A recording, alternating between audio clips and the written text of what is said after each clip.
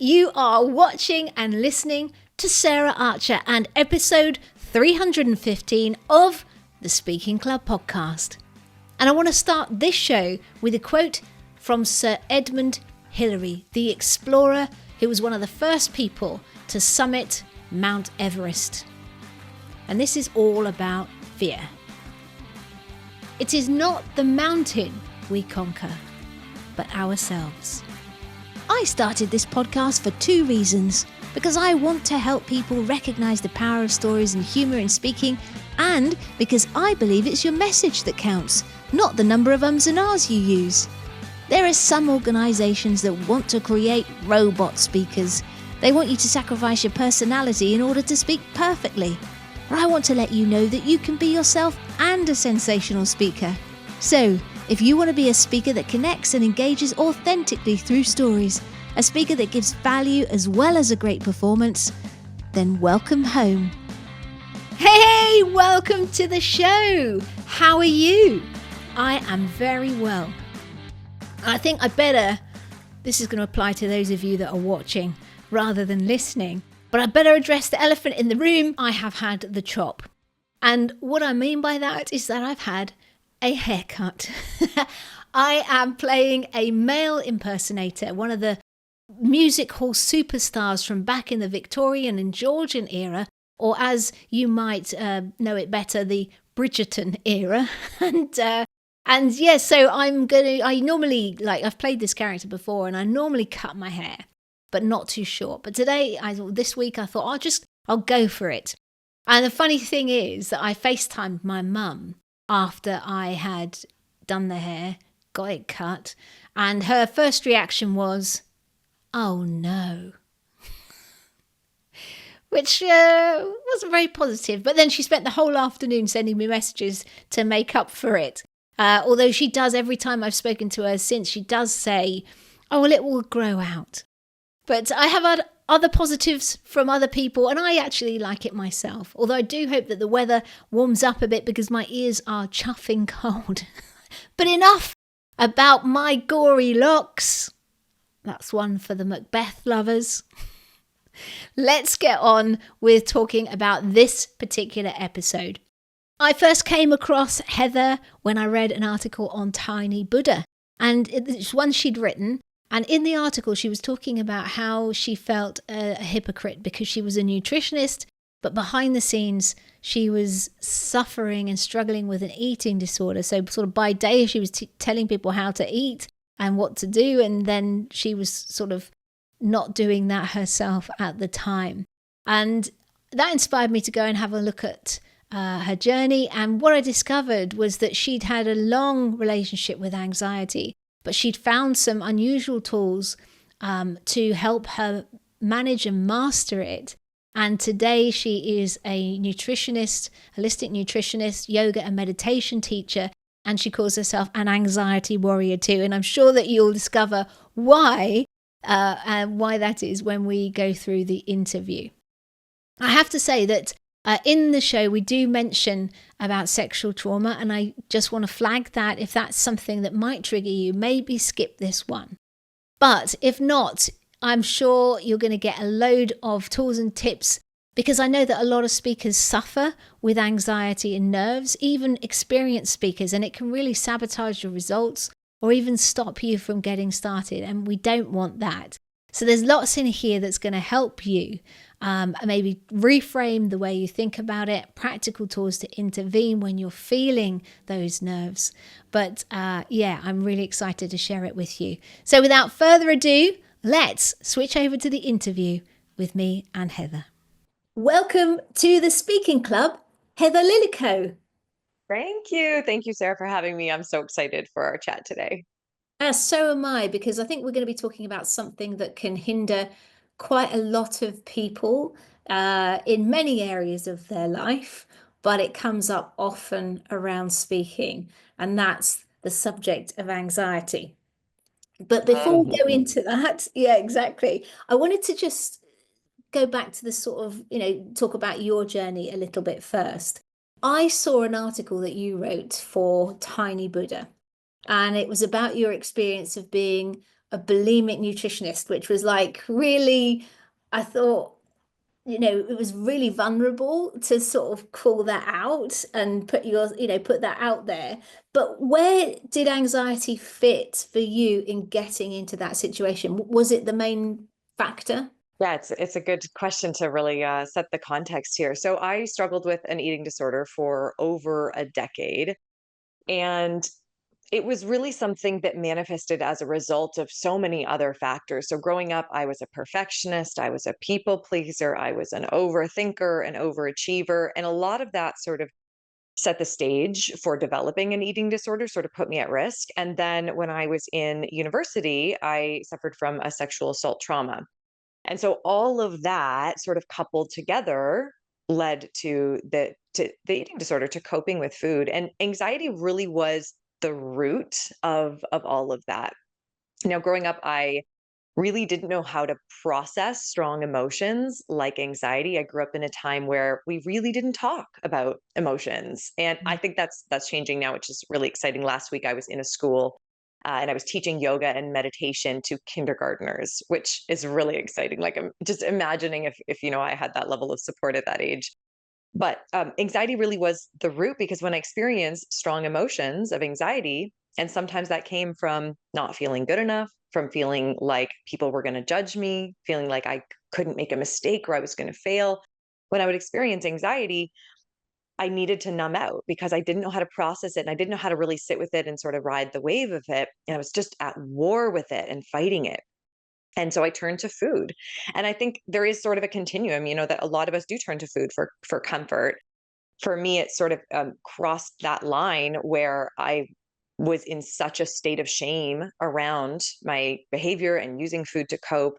And I felt like such a hypocrite, because here I was as this new nutritionist, and I would be counseling clients and I would say, okay, let's, incorporate some vegetables this week and eat really healthy. And then right after that call, I would go and I would binge on an entire pizza and then I would purge afterwards. So I felt so much shame around all of that. And the biggest change, I think, came from learning how to process anxiety and how to sit with the uncomfortable emotions and stop fighting it and learn how to really reprogram that I'm worthy no matter what, I'm good enough no matter what. And when I did that, the anxiety started to come down. Oh, that's really good. I mean, how did you end up getting into nutrition? Because the spaces that you're occupying are very, not completely, but image focused. And I got the impression that, self-image was a big issue, or, part of the problem as well. How did you end up there? Was it just because you were interested in it from that and it led you into that, in that direction? Yeah, I think if I'm being radically honest, I think the reason I got into nutrition and becoming a nutritionist is because I was so interested in weight loss. And I Mm. thought that I had sort of equated thinness with being happy and being fulfilled and being worthy. So I really wanted to understand nutrition better, I think probably so that I could control my weight, and thinking that, it would make me happy. Now, the what ended up happening was I started to see this really interesting link between nutrition and mental health. And I started to get interested in, there are certain foods that when I eat, I actually feel a lot better. And it had nothing to do with calories. So I started to transition more into seeing food as a positive thing that we could use. And that this is the space that I work with now, is helping people with a holistic approach to managing anxiety. And nutrition is such a big component, and it's such a underrated, underutilized component, because a lot of us don't make that link between what we're eating and how we're feeling. And nutrition really does have the power to provide us with the building blocks for calm. But if I think that's really how I got into it, was a want to sort of like hack my way into better health and being a certain weight, thinking that it would bring me that happiness I desired. That's really interesting. I think it's that there's that body health and that mind health, and it sounds like that's the shift that you made. One of the things that I read that you talked about was, I think I've got this right, anti-anxiety nutrients. Is that right? There are certain foods that have evidence behind them that they can contain certain nutrients that help us feel calm. So some of the major nutrients we look at when it comes to food are things like magnesium, one of our incredible minerals. It's involved in over 300 reactions in the body, and it has a big role in helping us feel calm. One of its main mechanisms is that it helps create GABA, which is our relaxing neurotransmitter. We look for foods containing magnesium. So these are nuts and seeds. These are some of our leafy greens. So incorporating foods like that, or zinc is another big mineral that can help with mood. Incorporating fermented foods as well. These contain live bacteria that help our gut health, and gut health is really like the key to mental health, is what I've seen. So many of my clients struggle with issues like IBS or bloating or heartburn, because there is a really big link between the mind and the gut. So incorporating foods like that, or even foods with antioxidants, like bright colored foods, think like red cabbage, bell peppers, carrots, sweet potatoes. These kind of foods contain antioxidants that help support the brain. Wow. So that whole thing about having a really colorful plate is not only like it is back to that holistic mind and body. It's influencing that. And I hadn't really thought about it in that way before. So that's really interesting. Now, the next question I want to ask you is, it feels to me on your journey, you have tried a variety of things. And indeed, today you teach a variety of things with the goal of, getting people back into balance and healthy in all sorts of ways. Of everything that you've tried to manage your anxiety, what has had the biggest impact, do you think, and why? So I'm going to give you like a little bit of an umbrella answer here, Okay. because what I have seen through my own journey is that there was no silver bullet. Like there wasn't, just one thing. And when I first started exploring for myself, I was working in the corporate world and I was working in mental health, but more at like the policy level. And I ended up feeling so burnt out, feeling so exhausted, total imposter syndrome. Like I really didn't felt like I knew what I was doing, and I was going to make a mistake and get fired. And so I ended up leaving that corporate world and going on this journey to figure out, like, I'm not going to live the rest of my life like this. Surely there has to be something more. And so I went on this journey to figure out what is it that's going to make the difference. And I was becoming a nutritionist at that time. And that's when I started to get interested in the role between food and mental health. And I started to see, oh, when I tweak my diet and add in these mood boosting foods, I feel calmer. So that was sort of one piece of the puzzle. And then when I started practicing yoga consistently and doing this lower intensity type of movement, growing up, I was a figure skater. And so when I sort of left that figure skating world, I was all about boot camps and circuit training and high intensity interval training. And a lot of that was stressing out my already stressed out hormones. So when I started practicing yoga, I learned that I could regulate my nervous system, that I could be more in tune with my body and my breath. So that was another piece of the puzzle. And then the last piece was learning to practice meditation and learning to practice it properly, because I was a chronic overthinker. And so I would sit there going, okay, just don't think. Don't think now. You're thinking, you're having a thought. You're terrible at this. And so I wanted so badly to quit. But when I learned how to practice it properly and how to just allow the thoughts to come and go, I started to feel more in tune, more in control, you could say, with my thoughts and emotions. And so it was really these pieces of the puzzle that came together. So in terms of, what has made the biggest difference in anxiety, I would say it's my daily routine, aka my habits. Because Yeah. what I've seen is that your actions determine your beliefs. And so I was running this underlying belief that I wasn't good enough, I wasn't worthy, I wasn't deserving. And by focusing on my daily routine and my habits, I've stepped into someone who prioritizes themselves. That's my new belief, right? Someone who trusts themselves, who says they're going to do something and actually follows through on it. Someone who is worthy. That's what I became by focusing on the daily routine and the habits. So that's an interesting view of that, because often people talk, there's a lot of people who see things the wrong way round, in terms of, when I get thin, then I'll be able to do X and I will be happy. And then there's the people that say there's the be, do, have model, which is, I am going to be a person who is, healthy and, fit. and I'm therefore going to do the things that a person would do if they were healthy and fit, and then I will have, a great whatever. But it sounds like you're kind of taking a slightly, which is like building up the evidence to yourself through the actions that you are being that person. Is that, it seems like a slight shift to the Yeah. usual approaches. Yeah, Yeah. we could see it as a slight shift. I mean, I think it is helpful to first identify, like, you know, what is this version that I want to step into, right? Because otherwise, Mm. it's sort of like we're getting in the car and we're driving, but we don't really have our GPS set anywhere. So Yeah. if we kind of have that lens of, and this is when I work with clients, I always ask them, what does this leveled up version of yourself look like? Like, what is she doing? Where is she hanging out? How is she taking up space in the world? How is she being? And when Mm. we kind of have that, then we can know, okay, well, what kind of habits is she doing? Right. Because someone who believes that they're worthy probably is saying no to, an extra engagement because it would take away time from themselves to maybe meditate that day or, do some of those behaviors. So I really do think it is the action that reinforces the belief you want to have. But of course, we have to have that overarching perspective of like, who are we trying to become? What is going to make us fulfilled and happy? Yeah, and then it becomes this virtuous sort of flywheel of one thing fueling the other, and building that momentum towards the end destination. Absolutely. That's really helpful.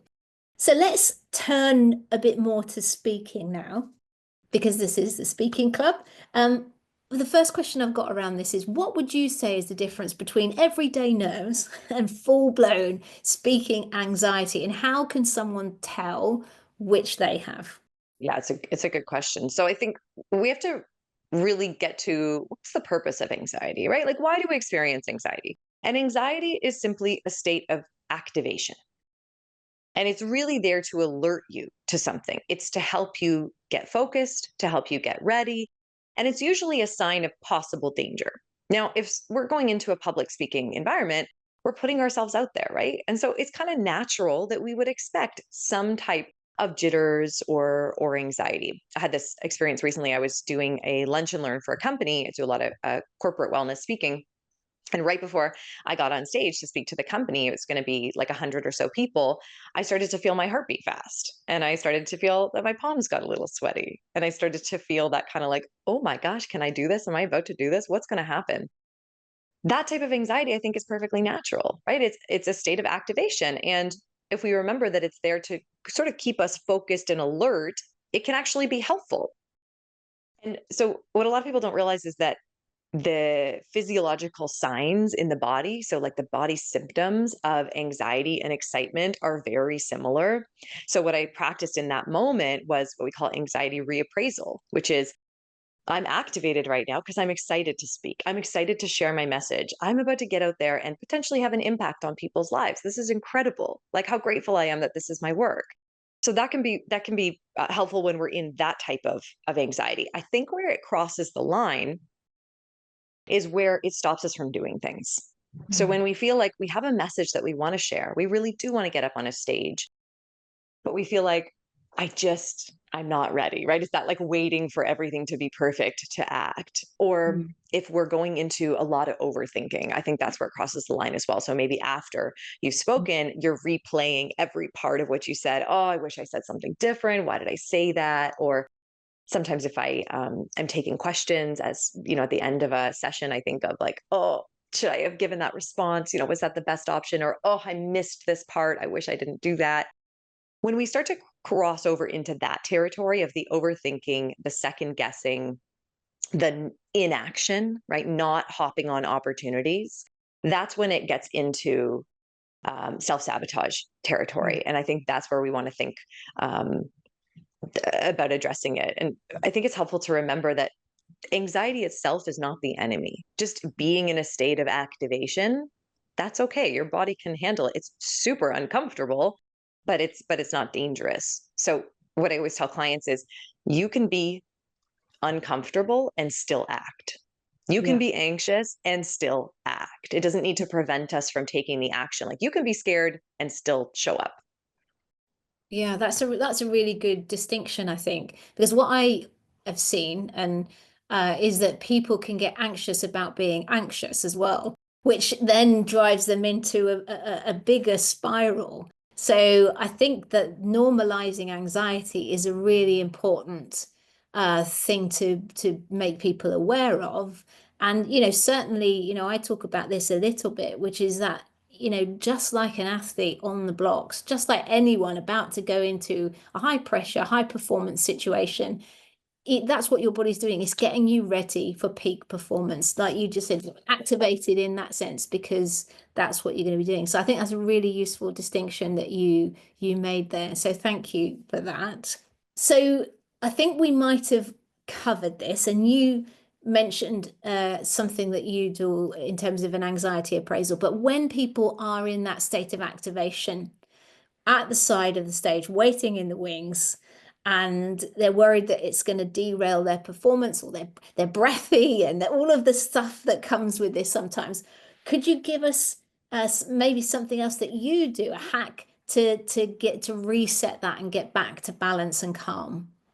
Absolutely. So if we remember that anxiety is about danger, right? It's that something about this situation is feeling unsafe. And so that's why the signal, the activation is coming to alert you to this possible danger and help you act or run away, right? Is that fight, flight, or freeze response. Yeah.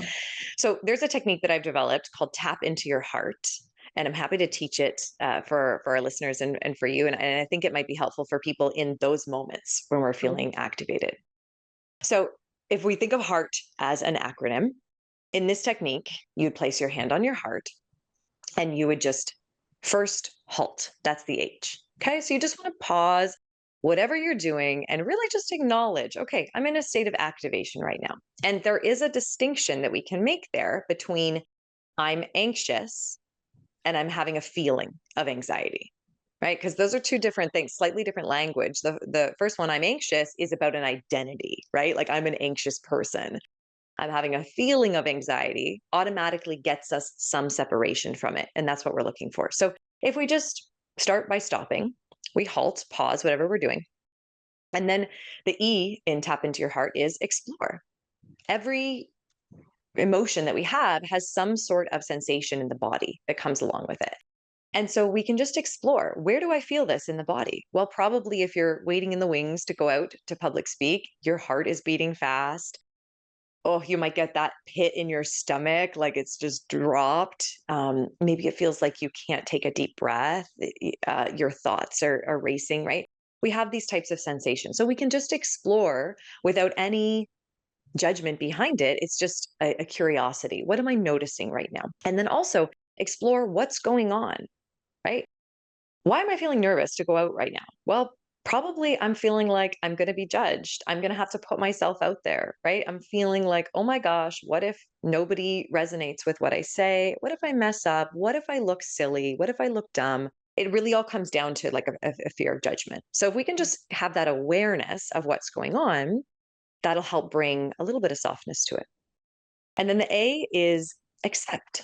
And acceptance is all about compassion, right? We don't have to like what we're feeling.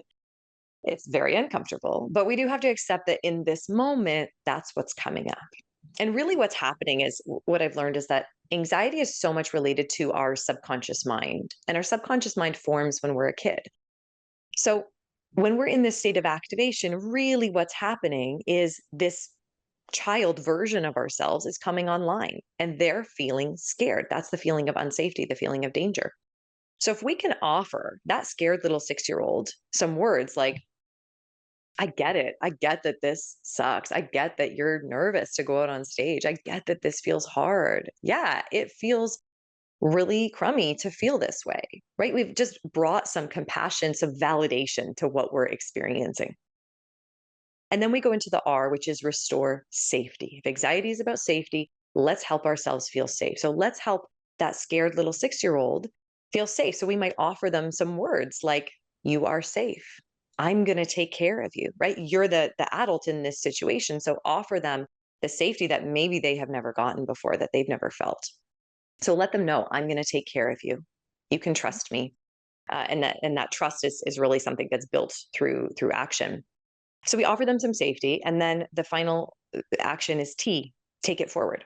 So how do we want to show up, right? So you might offer yourselves some words like, I'm going to show up and do my best, and that's good enough, right? You might remind yourself, my worth is never in question. I'm just here to show up. I'm here to share my story. I'm here to make an impact, right? Think about, like, why are you doing this speaking opportunity, right? There's something that pulled you to it, something that drew you. And I would bet it's about sharing your story and wanting to have a positive impact in the world. So really lean into that. But that's a technique that I teach clients, and I found it to be immensely helpful in terms of moving through those situations with a little bit more ease. And perhaps it helps us take a different action than we normally would. It helps us show up. I like that because you're kind of like, it's like an intervention, isn't it? It's like a anxiety intervention, so that you're stopping that spiral. I really like that.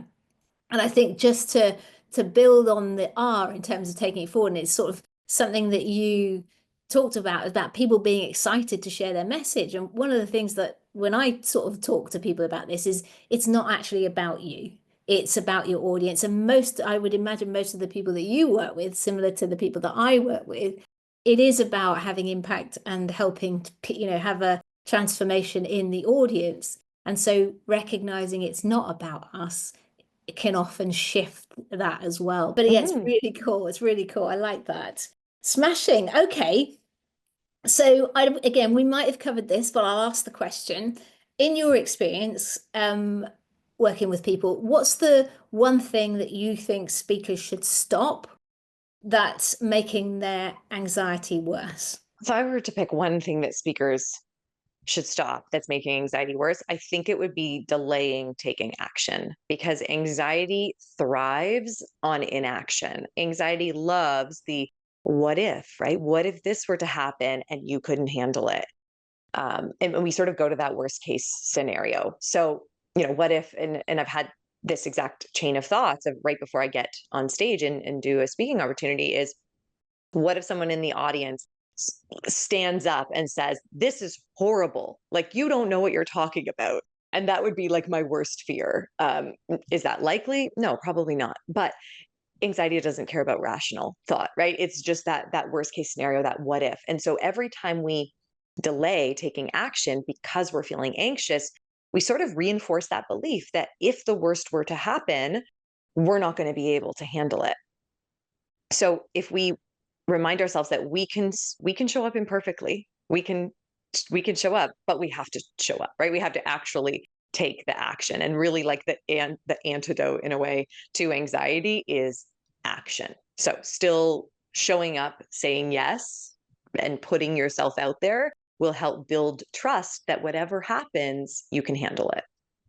Oh, I like that. I think that's something. It's not just in speaking that we do this. We wait for perfection. We wait for the stars to align, and it never does. It's never going to be perfect. I love that. That's a really, really important point. And sort of related actually to that is, I had a client recently who was not in the public speaking realm, but they were asked if they wanted to go. Some friends asked them if they wanted to go cross country skiing. It's winter here in Canada, and we have a whole lot of snow right now. And so someone invited them to go cross country skiing.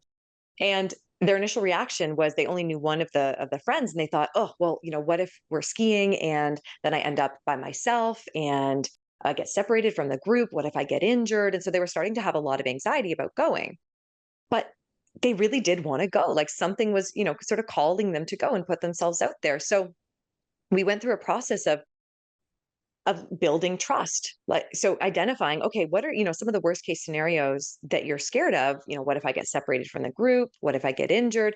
And sort of plugging in after that fear, and I trust myself to handle it, right? Mm. If I get injured from or separated from the group, I trust myself to handle it, right? So then it sort of takes out that element of danger and brings in more safety, right? That you're going to handle it, you're going to take care of it. So whatever happens, and we can translate that to on the stage too, right? If whatever were to happen, I trust myself to handle it.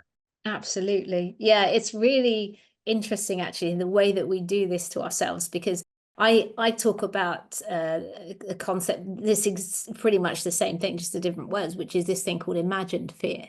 And it's like we become the best movie directors in the world and like creatives, because it's like we're creating these horror films for ourselves of everything that can go wrong.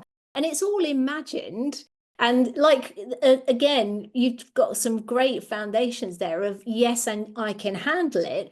And then the other thing that I would also suggest, and you possibly already do this with your clients, is to add in visualization, because then you're harnessing your imagination positively to run the movie in the way that you want it to go, rather Mm-hmm. than in the nightmare scenario. So I think that's a really, really cool sort of, your approach, and then maybe build on it with actually harnessing that imagination. Because people say, oh, I'm not imaginative, I'm not creative. Well, hold the phone. You literally just created that whole thing for yourself. So, yeah, do you So find that? It's true. amazing how it works against us. But yeah. Yeah, right. Whatever we come up with, we think is fact, right? That like this is absolutely going to happen, and it's the sort of like, and so what? If that were to happen, however, and like sometimes where I sort of got stuck when I was doing CBT therapy is that I sort of got stuck because we would identify like what's the worst case scenario, and well, how likely is that? And what I realized is that the subconscious mind doesn't care about how likely it is. It's all about survival. And so we need to address not that sort of discounting it that it's likely or not, but we need to really sit with the reality is that it feels really scary. So let's address that part of it. Yeah. Yeah. And like that, back to that child within us that, that needs that reassurance. So yeah, that's really cool. Okay, so I'm an ex stand-up comic, and I remember when I started stand-up comedy, that we were advised not to start having a drink before your set, because if you start to have a drink, it becomes a crutch and you think that you can't perform without the alcohol. And I know some people might do that, or take things like beta blockers to cope with stage fright. And I wanted to just get your take on whether you think it's a helpful tool or just masking the problem. This is actually such an interesting question because I have a client right now who one of their main goals was increasing their confidence. And so they wanted to do more public speaking. And so they joined Toastmasters. Do you have Toastmasters in the UK? Is it a Yeah. Mhm. global thing? Okay. So they wanted to practice their public speaking skills. And so before we were working together, they started taking beta blockers to show up and do Toastmasters. And they said, it went fine. Like I could show up and I could do the speech, but I really felt like I couldn't do it without it then. And I felt like I wasn't really getting to the root of why was I feeling Mm. nervous before speaking. So and folks can, sort of take this or leave this. This is my view, but I do think that it is a crutch. It is a maybe potential short-term coping skill, but that it doesn't get into that deeper root, which Mm. is why are we feeling scared to put ourselves out there, right? Why are we feeling like we can't be authentic, or why are we scared of judgment? And I mean, fear of judgment is such an ingrained, part of being a human. So it makes total sense that we would potentially fear that. But how is it preventing us from showing up as that person we want to be? So I think really addressing the underlying root of some of that, feeling not good enough and the fear of judgment, I think that's really the key. And I sort of see this, to be honest, the same with anti-anxiety medication, that I think it can be a helpful tool for some, maybe in the short term, to sort of get us back to a baseline where we can do the deeper work. But I don't think that long term that it addresses the underlying root, which is the where is the anxiety coming from, and how can we have really solid routines in place and take actions every day that help us know that we're good enough and help us know that we can tolerate the uncomfortable emotions. Yeah, and it's so powerful that you've been on that journey yourself. So speaking from a position of experience, and seeing what works and what doesn't, and that's really important, I think. Now, you've mentioned this word before, and that's compassion. And I see a lot of speakers, and again, you've mentioned this as well, that they'll come off stage and they'll focus on everything that went wrong. How important is self-compassion in these sorts of scenarios where we're putting ourselves out there? I mean, the inner critic can get loud, right? When we put ourselves out there, when we try something new, when we put ourselves in these situations. And I used to be someone who really struggled to take feedback, and it would just send me down like a self-worth spiral. And I remember even recently, uh, uh, I run an anxiety app called Cultivating Calm, and in that community, at first, I was sort of hesitant to do surveys and ask people, how's it going? What are you liking? What do you want tweaked? Because I was even scared to get that feedback. And I thought, okay, Heather, like you're never going to improve if you don't ask people for feedback. And this is sort of, at the outside of the launch of the app. And I did this survey and I found the results were overwhelmingly positive and people were loving the app and everything. But there was someone who was saying like, I'm really not seeing an effect of it. And I started to take that so personally and go down this self-worth spiral. And I had to really catch myself. And I did do that tap into the heart technique that I shared today.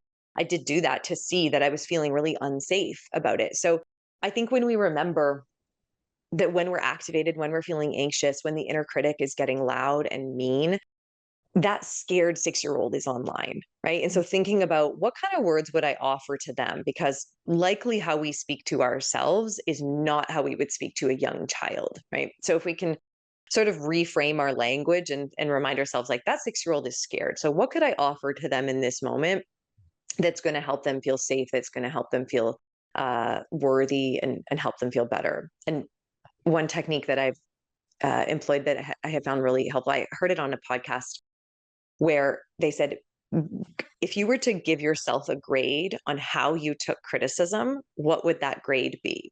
And so that's sort of in the back of my mind when I'm receiving some feedback on something is I think, and maybe this is like my inner perfectionist shining through and wanting an A plus, but I think about, okay, if I were to think about this situation and grade myself, how am I taking this feedback right now? Am I taking it in and using it as a growth opportunity, or am I just immediately shutting it down and thinking either, oh, that person doesn't know what they're talking about, or taking it and taking it too much to heart and thinking, oh, yeah, I'm no good, this outshines everything. And so when I have that sort of thought of, well, how would I grade myself right now? Yeah, I think I'm doing, I want to be proud basically of how I'm taking feedback. That kind of helps me bring more compassion into it. I love that. And I think there's some words that you've said sort of that are sort of gone thread throughout this around detachment and noticing and observing. And I think the more that we can catch ourselves and, do that, the better. I think those are really strong words. And I think that's something that I tried a meditation retreat, 2 weeks, I think it was. And a lot of the meditation I did was noticing stuff going on.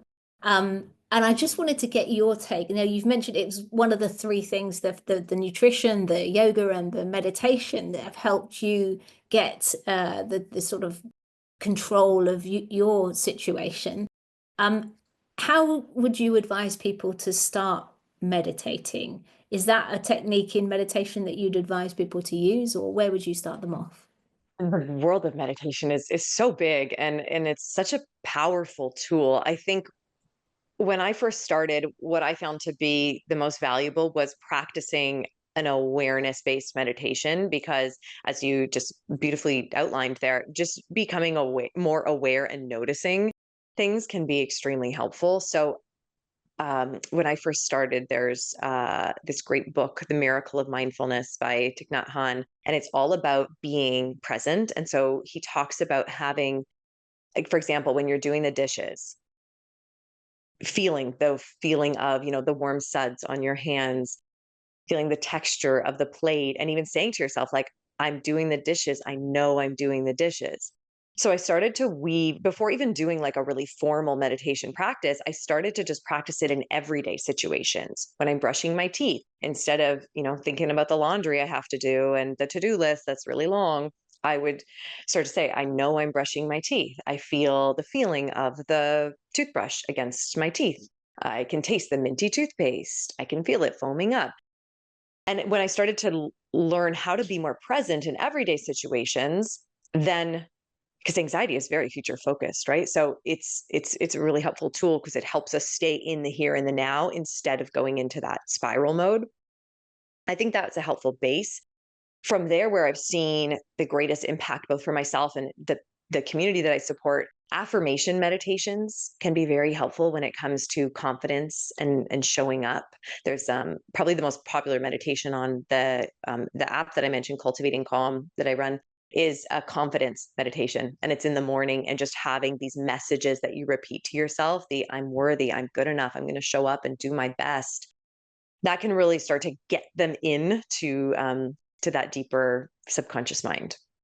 Oh, brilliant. Now, you've mentioned cultivating calm a couple of times, and I wanted curious, what made you create that? Was it a COVID thing, or is it outside of COVID? A lot of people went online in COVID, but tell me about how that came about.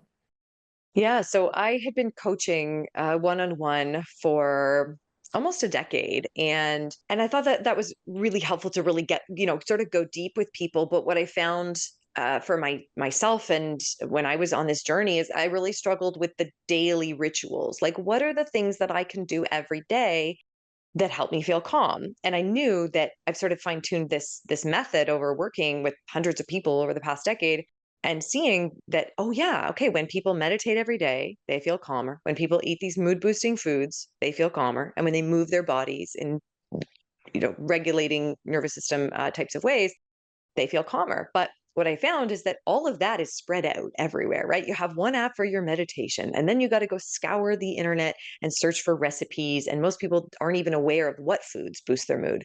And then you maybe go take a yoga class once a week at a studio, or you're on YouTube, or it's basically all spread out. So I wanted to create something that was a one-stop shop for people, that they can access all of this content in one place and have these really quick daily practices, because the reality is that most of us are extremely busy and don't have time. So I've created this method that takes 30 minutes a day for folks to go on, do their practices, be able to track them, get that little hit of dopamine when we track it, and also create a community. Because when I was struggling with anxiety, I felt so alone. I felt a lot of shame around what I was experiencing. I didn't have conversations with people where I really felt like people got it. And so I wanted to create this community where people can share what's going on for them and uplift each other. And really, like, we all have the same goal, is to live a more fulfilling, more calm, more purpose driven, peaceful life. And that's really what the app is designed for.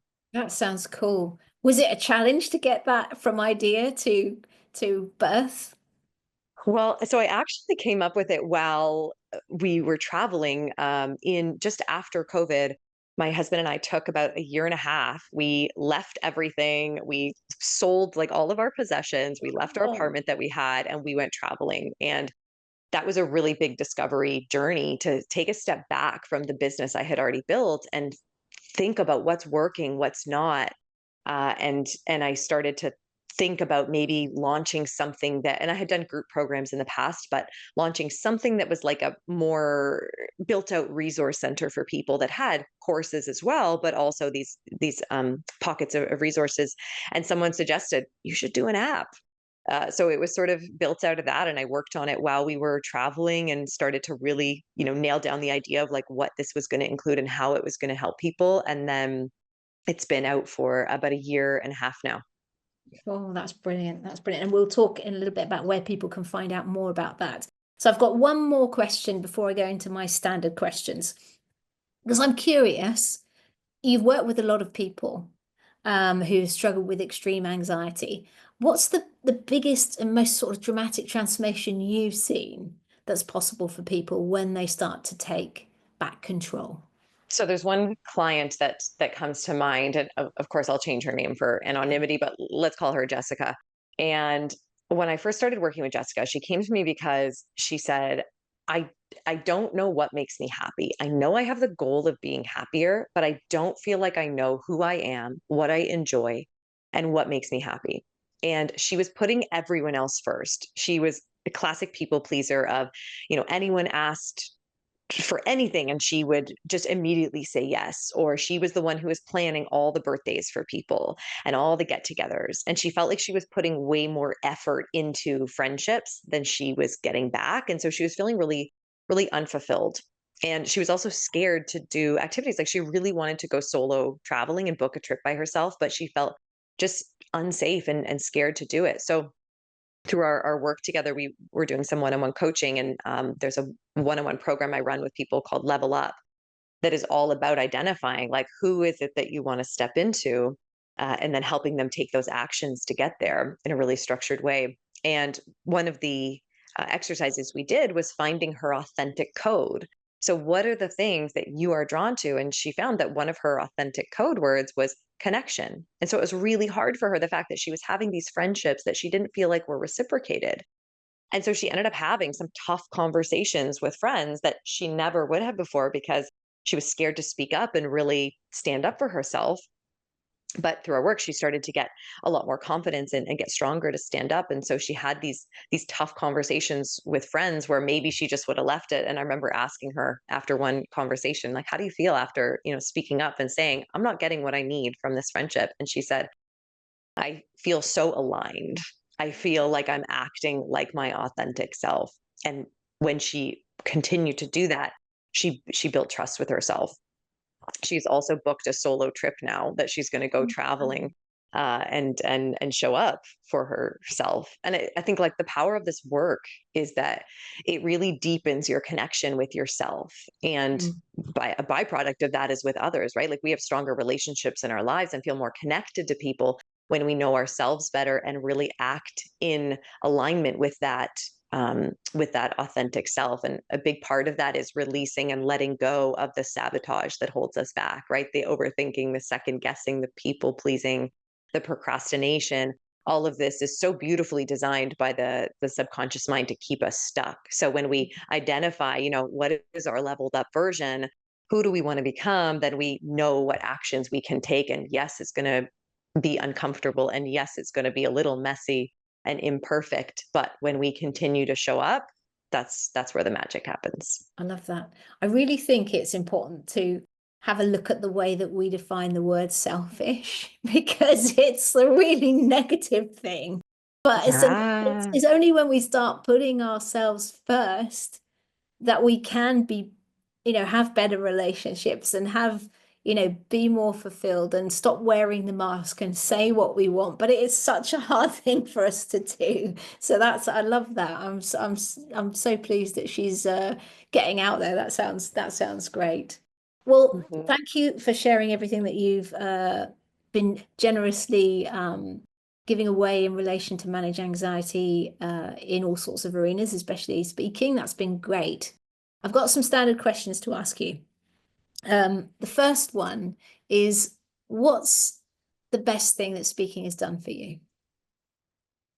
I think speaking has been a big part of my healing journey, to be honest, because so much of what I share when I speak is my own personal story. And for so long, I felt so much shame. I mean, that the Tiny Buddha article that we mentioned at the beginning of our chat, that took that was like a decade in the making of being able to speak about that. Like even my closest friends knew nothing about what I was struggling with.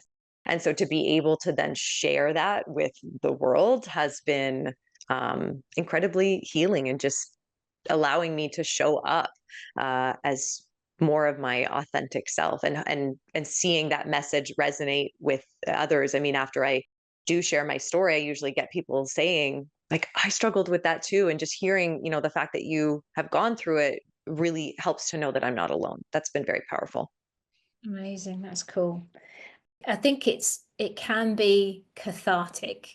I think it's really important just to make a distinction between, you have to be ready to share it because we don't want to be sharing our story on stage in like a therapy session, and you had to be ready and in a place where you could be sufficiently detached from it, I think, to share that in a way that landed with people. Is that fair to say? Absolutely. Thank you for making that distinction. Yes, I had to be at a place in my journey where I felt still a little nervous to share, because I think that's natural, but at a place where it wasn't going to affect me to my core if people didn't resonate with it, or if people made comments about it.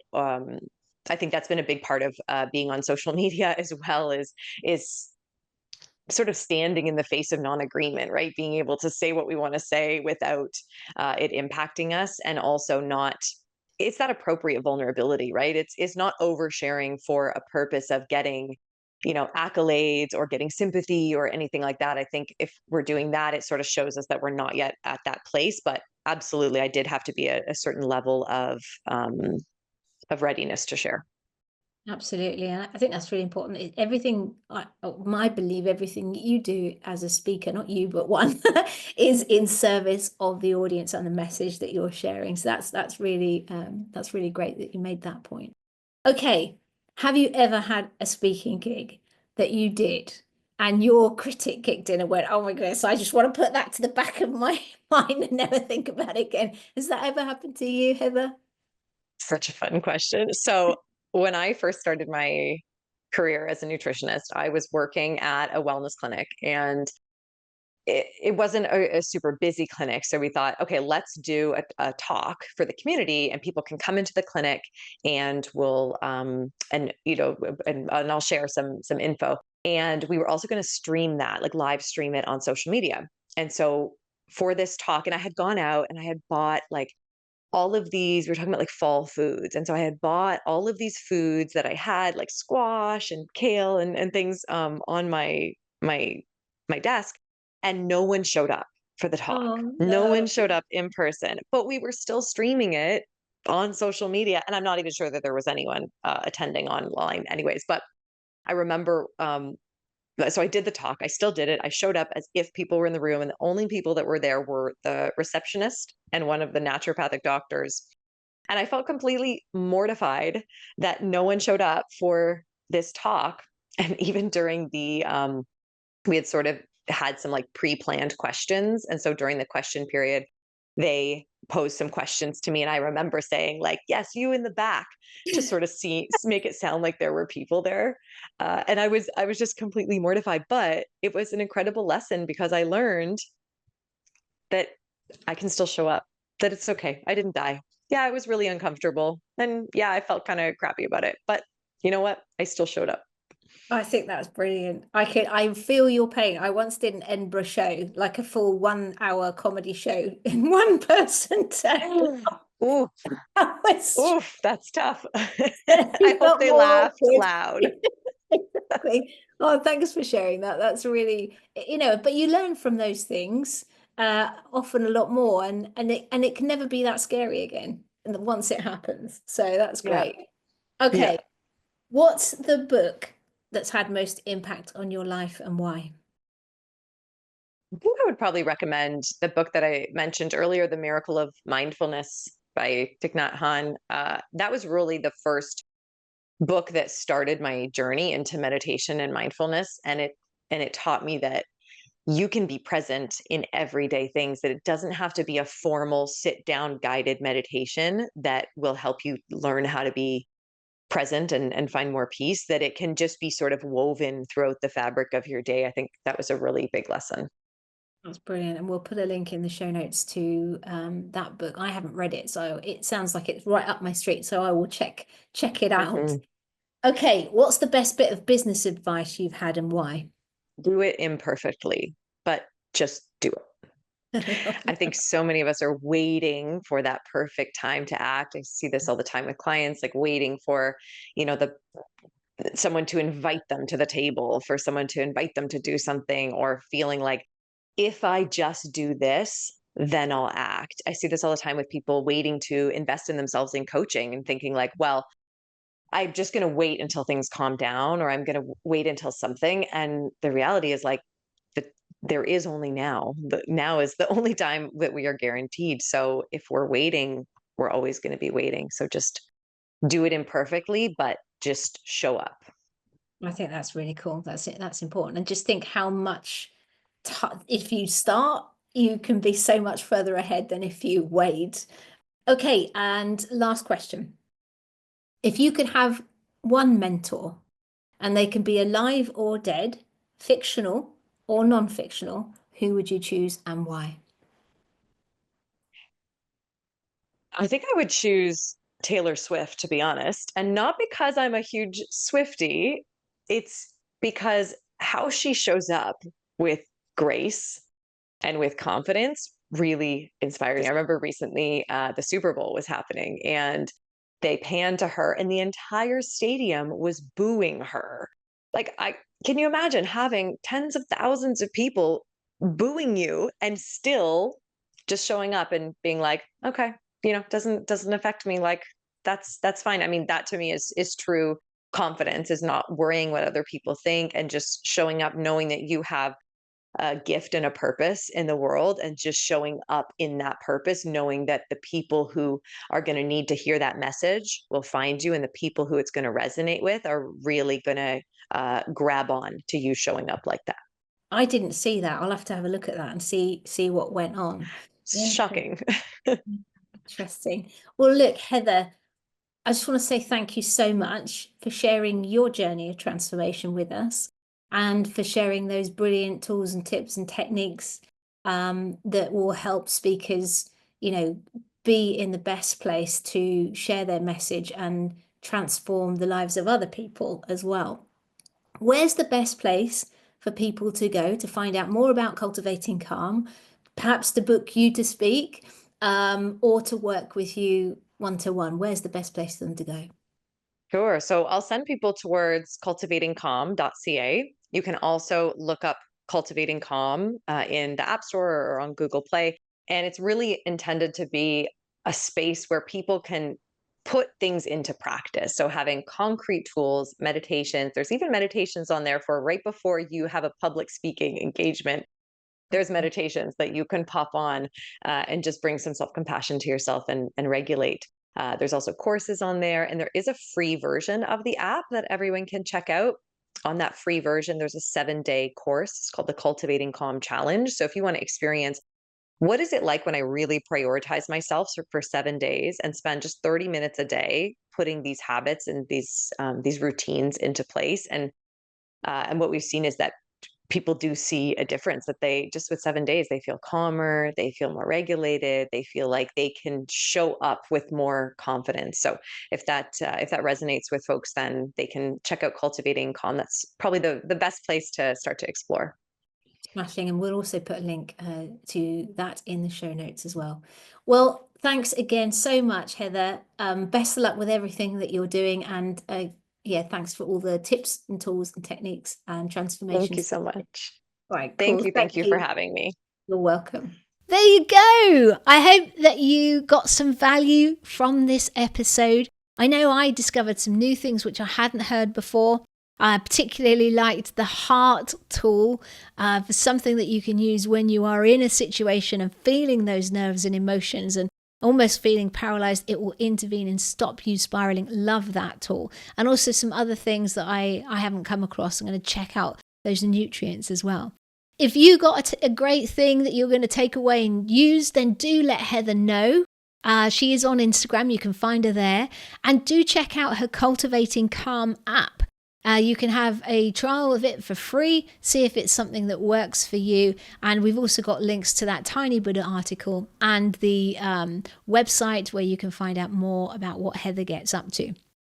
Now, before I close out the episode today, I wanted to share about a workshop that I'm doing on next Tuesday, the 11th of March. It's a live workshop at 5 p.m. GMT.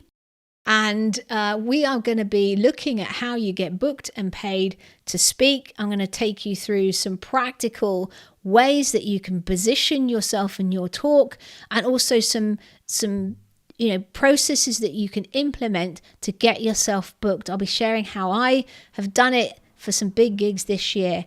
And if you want to join us, then head over to saraharcher.co.uk/MMW for Message Monetization Workshop.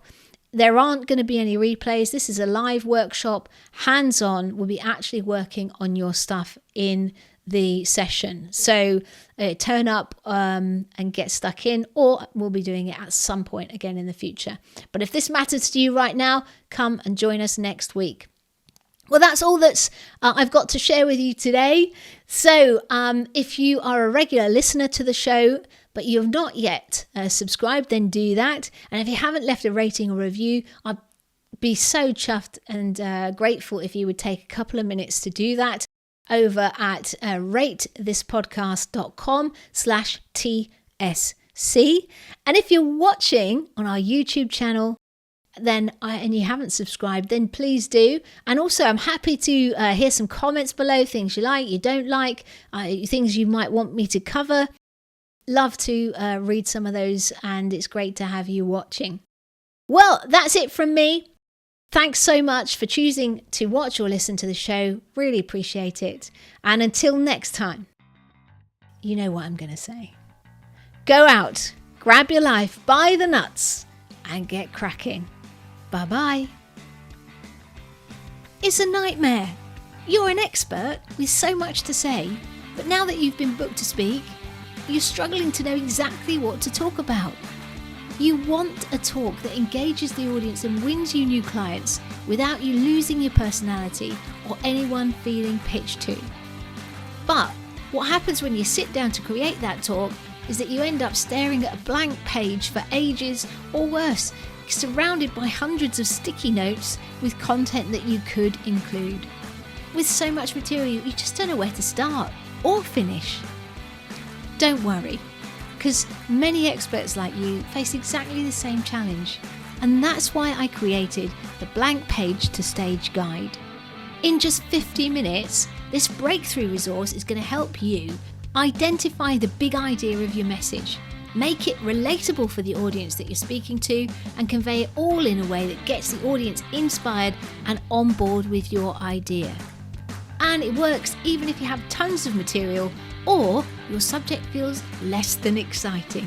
If you want to cut through swathes of content and get a talk that you're excited to share, your audience loves, and wins you new clients, then grab your Blank Page to Stage Guide from saraharcher.co.uk/new guide-TSC.